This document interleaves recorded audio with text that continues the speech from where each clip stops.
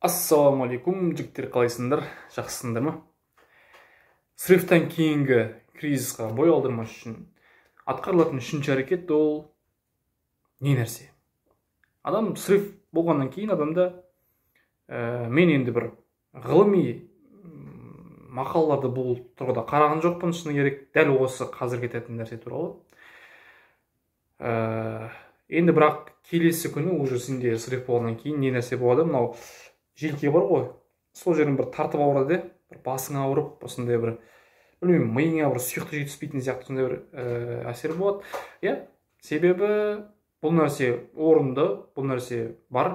Себебі менің ойлауым бойынша мынау ұрық шығу үшін мынау адамнан мынау бір жұлыннан спиной мозг дейді ғой орысша.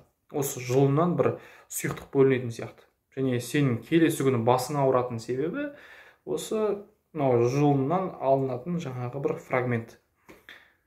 Енді сен уже түсініп отырсың, мен не айтып қалғанымды, бас ауруының дәрісін ішу керек. Яғни басың ауырмас үшін элементарный бас аурудың дәрісін ішу керек. Сол кезде сенде не болады?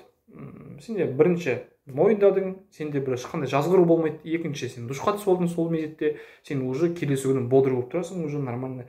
Бірақ уже басың ауырып тұрады, және сол нәрсені алдын алу үшін сен сол кезде таңертең келесі күні тұрған кезде дәрі ішіп аласың.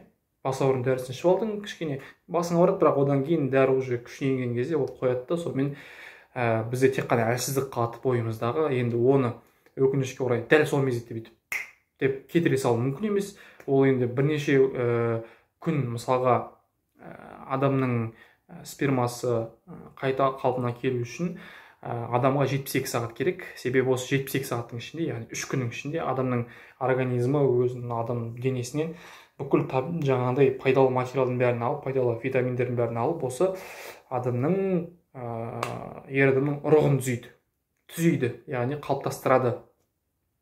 Сол үшін осы кем дегенде 72 сағат адам енді осындай бір әлсіздікке көне тұруына тура келеді. Сол үшін үшінші қадам бізде не болды? Бас ауруының дәрісін ішу.